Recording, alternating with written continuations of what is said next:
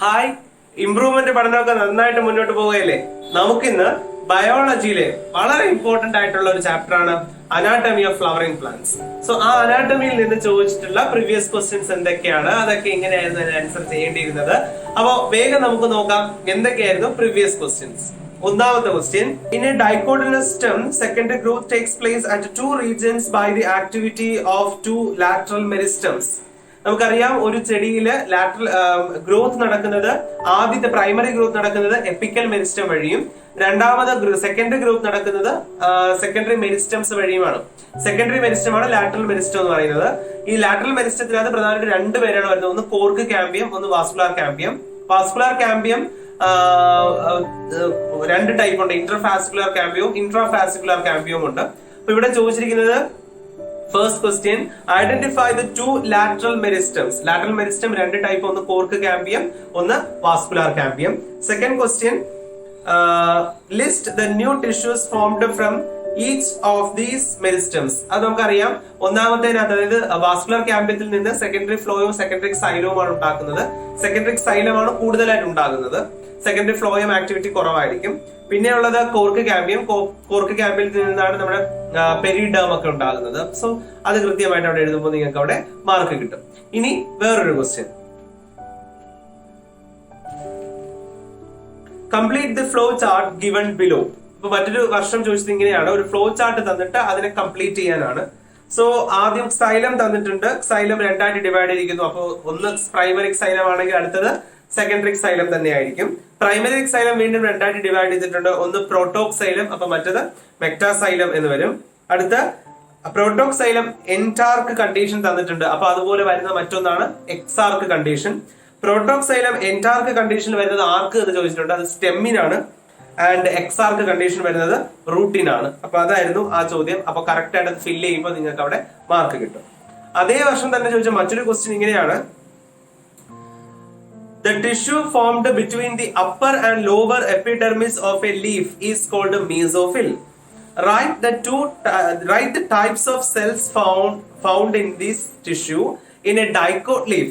Dicot ലീഫിനെ വിളിക്കുന്ന മറ്റൊരു പേരാണ് ഡോർസി വെൻട്രൽ ലീഫ്. ബിക്കോസ് അതിന്റെ ഡോർസൽ സൈഡ്, അതായത് അഡാക്സിൽ സൈഡുള്ള അനാട്ടമിയും അബാക്സിൽ സൈഡ്, അതായത് ലോവർ സൈഡിലുള്ള അനാട്ടമിയും രണ്ടാണ്.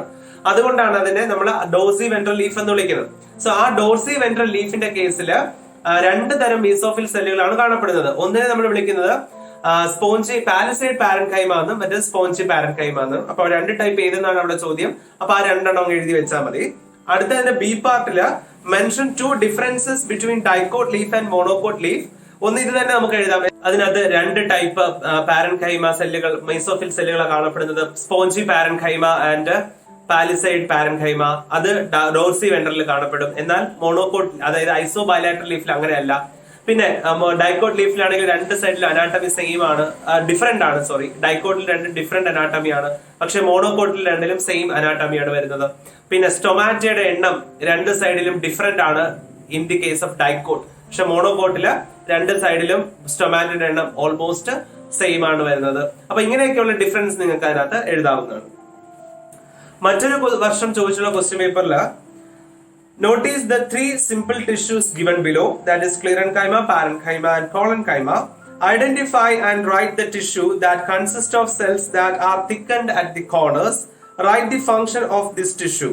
നമുക്കറിയാം, കോർണേഴ്സിൽ തിക്കനിങ് വരുന്നത് നമ്മുടെ കോളൻകൈമയുടെ കേസിലാണ്. കോളൻകൈമയുടെ കേസിൽ സെല്ലുലോസ്, പെക്റ്റിൻസ്, ഹെമി സെല്ലുലോസ് ഇതിന്റെയൊക്കെ ഡെപ്പോസിഷൻ കാരണം കോർണേഴ്സിൽ അവിടെ തിക്കനിങ് കാണപ്പെടുന്നുണ്ട് കോളൻകൈമയുടെ കേസിൽ. ആൻഡ് അതിന്റെ ഏറ്റവും പ്രധാന ഫംഗ്ഷൻ ഇത്രയും തിക്കനിങ് ഉള്ളത് കൊണ്ട് തന്നെ that is giving mechanical support. നമുക്കൊക്കെ സ്കെൽറ്റൽ സിസ്റ്റം ഉള്ളതുപോലെ പ്ലാന്റ്സിന് മെക്കാനിക്കൽ സപ്പോർട്ട് കൊടുക്കുന്നത് ഈ പറയുന്ന കോളൻകൈമകളാണ്. So that is the answer. അതേ വർഷം തന്നെ ചോദിച്ചിട്ടുള്ള മറ്റൊരു ക്വസ്റ്റ്യൻ ഇങ്ങനെയാണ്, observe the terms given below, that is xylem, root hairs, pith, stomata, cambium, bulliform cells തന്നിട്ടുണ്ട്. From this identify and write the structures seen in epidermal tissue system. Write their function. ഇപ്പൊ ഇതില് epidermal tissue സിസ്റ്റത്തിനകത്ത് നമുക്കറിയാം, tissue system മൂന്നായിട്ടാണ് നമ്മൾ classify ചെയ്തിരിക്കുന്നത്. Epidermal tissue system, ground tissue system and the last one is vascular tissues. അപ്പൊ അതിൽ epidermal tissue സിസ്റ്റത്തിനകത്ത് വരുന്ന ആൾക്കാർ ഇതിന് ആരൊക്കെയാണെന്നാണ് ചോദ്യം. സൈലം ആക്ച്വലി സൈലോം ഫ്ലോയും കൂടി വരും, പക്ഷെ എപ്പിഡെർമിസിനകത്ത് അല്ല അത് വരുന്നത്. സോ സൈലോം ഇതിനകത്ത് വരുന്നതല്ല. റൂട്ട് ഹെയർസ് ഉറപ്പായിട്ടും എപ്പിഡെർമിസിന് വരുന്നതാണ്. പിത്ത് വരില്ല. പിത്തൊക്കെ നമ്മള് ഡൈക്കോട്ട് മോണോകോട്ട് റൂട്ടിന്റെ ഉള്ളിലാണ് കാണപ്പെടുന്നത്. സ്റ്റൊമാറ്റ ഉറപ്പായിട്ടും എപ്പിഡെർമിസിനകത്ത് വരും. കാമ്പിയം വരില്ല. ബുള്ളിഫോം സെൽസ് വരും in the case of monocot leaves. അതുകൊണ്ട് ഇതില് ഓരോരുത്തരിൽ വരുന്നത് കൃത്യമായിട്ട് എപ്പിഡെർമൽ സെൽസിൽ കാണപ്പെടുക, എപ്പിഡെർമൽ ടിഷ്യൂ സിസ്റ്റത്തിൽ വരുന്നത് എന്ന് പറയുന്നത് റൂട്ട് ഹെയർസ്, പിന്നെ സ്റ്റൊമാറ്റ ആൻഡ് ബുള്ളിഫോം സെൽസ് ആണ്. ഇതിന്റെ ഫംഗ്ഷൻസ് ചോദിച്ചിട്ടുണ്ട്.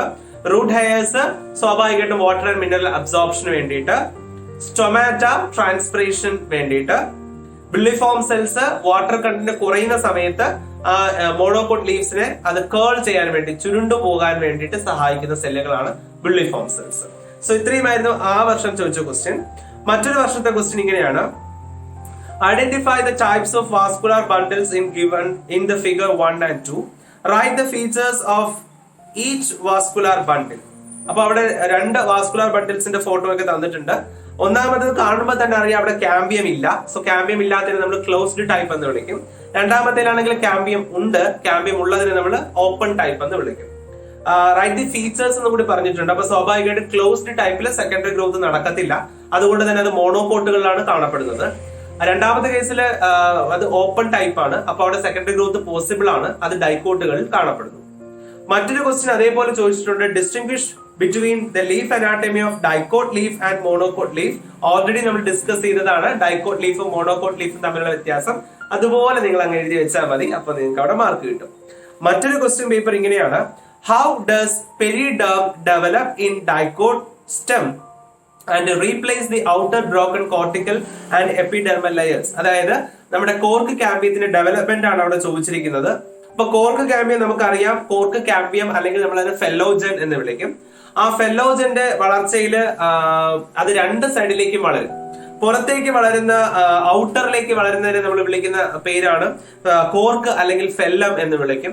ഇൻസൈഡിലേക്ക്, അകത്തേക്ക് വളരുന്നതിനെ നമ്മൾ വിളിക്കുന്ന പേരാണ് സെക്കൻഡറി കോർട്ടക്സ് അല്ലെങ്കിൽ ഫെല്ലോഡേം എന്ന് വിളിക്കും. ഈ ഫെല്ലോഡേമും, അകത്തേക്ക് വളരുന്ന ഫെല്ലോഡേമും, പുറത്തേക്ക് വളരുന്ന കോർക്ക് അല്ലെങ്കിൽ ഫെല്ലം, പിന്നെ നടുക്ക് ഇത് പെരിസ്റ്റമാറ്റിക് ആക്ടിവിറ്റി കാണിക്കുന്ന ഫെല്ലോജൻ, ഈ മൂന്നും കൂടി ചേർത്ത് നമ്മൾ വിളിക്കുന്ന പേരാണ് പെരിഡേം എന്ന് പറയും. സോ ഇത് കൃത്യമായിട്ട് അവിടെ എഴുതുമ്പോൾ നിങ്ങൾക്ക് അവിടെ മാർക്ക് കിട്ടുന്നതാണ്. അനന്തര വർഷത്തെ ക്വസ്റ്റ്യൻ ഇങ്ങനെയാണ്: The tissues involved in secondary growth of dicot plants are vascular cambium and dash. അതിനകത്ത് വരുന്നത് കോർക്ക് കാമ്പിയം ആണ്. Compare the formation of vascular cambia in dicot and stem and dicot root. Dicot സ്റ്റെമ്മിനകത്താണെങ്കിൽ നമുക്ക് അറിയാം ആദ്യം ഇൻട്രാഫാസ്കുലർ cambium അവിടെ കാണും. പിന്നീട് അതിന് മെഡുലറി റേ, അതായത് ഈ വാസ്കുലർ ബണ്ടിൽസിന് ഇടയിൽ കാണപ്പെടുന്ന മെഡുലറി റേ മെരിസ്റ്റമാറ്റിക് ആക്ടിവിറ്റി കാണിക്കുകയും അത് ഇന്റർഫാസ്കുലർ കാമ്പിയം ആകുകയും ചെയ്യും. ഈ ഇൻട്രാഫാസ്കുലർ കാമ്പിയവും ഇന്റർഫാസ്കുലർ കാമ്പിയവും കൂടി ചേർന്നുകൊണ്ട് കാമ്പിയൽ റിംഗ് ആയിട്ട് മാറും. ഈ കാമ്പിയൽ റിംഗ് ആക്ടിവിറ്റി ഉള്ളിലേക്ക് കൂടുതലും പുറത്തേക്ക് കുറവുമായിരിക്കും. അപ്പൊ കൂടുതൽ സെക്കൻഡറി സൈലവും കുറച്ച് സെക്കൻഡറി ഫ്ലോയുമായിട്ട് അത് അതിന്റെ ഗ്രോത്ത് കണ്ടിന്യൂ ചെയ്യുകയാണ് ചെയ്യുന്നത്. എന്നാൽ ഡൈക്കോട്ടസ് റൂട്ടിലേക്ക് വരുമ്പോൾ ഒറ്റ വ്യത്യാസമേ ഉള്ളൂ. ഈ ഇൻട്രാഫാസ്കുലർ കാമ്പിയം സെക്കൻഡറി ഇൻ ഒറിജിൻ ആണ്. ബാക്കി കാമ്പിയൽ റിംഗ് ഫോർമേഷൻ ഒക്കെ സെയിം തന്നെയാണ്, same as that of stem. അപ്പൊ ഇങ്ങനെയൊക്കെയാണ് ഇതിൽ നിന്ന് ചോദിച്ചുള്ള ക്വസ്റ്റ്യൻസ്. ഇതിനോടൊപ്പം നിങ്ങൾ പഠിച്ചു വെക്കേണ്ട കുറച്ച് കാര്യങ്ങൾ കൂടി പറഞ്ഞുതരാം. അതാണ് നമ്മുടെ ആനുവൽ റിംഗ്സിന്റെ കേസ് നോക്കി വെച്ചേക്കണം. അതിനകത്ത് നമ്മുടെ ഓട്ടം വുഡും സ്പ്രിംഗ് വുഡും അതൊക്കെ നന്നായിട്ട് നോക്കി വെച്ചിരിക്കാം. അതുപോലെ ഹാർട്ട് വുഡും നമ്മുടെ സാപ്പ് വുഡും നന്നായിട്ട് നോക്കി വെച്ചിരിക്കാം. പിന്നെ ലെൻഡി സെൽസിന്റെ ഫംഗ്ഷൻ കൂടി നോക്കുക. ഇത്രയൊക്കെ നോക്കി വെക്കുമ്പോൾ ഏകദേശം ഈ ചാപ്റ്ററിൽ ചോദിക്കുന്ന എല്ലാ ക്വസ്റ്റ്യൻസും നിങ്ങൾക്ക് ആൻസർ ചെയ്യാൻ സാധിക്കും. അപ്പോൾ എക്സാം വളരെ ഈസി ആയിരിക്കട്ടെ. നല്ല രീതിയിൽ പ്രിപ്പറേഷൻ നിങ്ങളുടെ മുന്നോട്ട് പോകട്ടെ. നിങ്ങളുടെ എല്ലാ പഠനത്തിൽ എന്നും ഞാനും കൂടെ കാണും.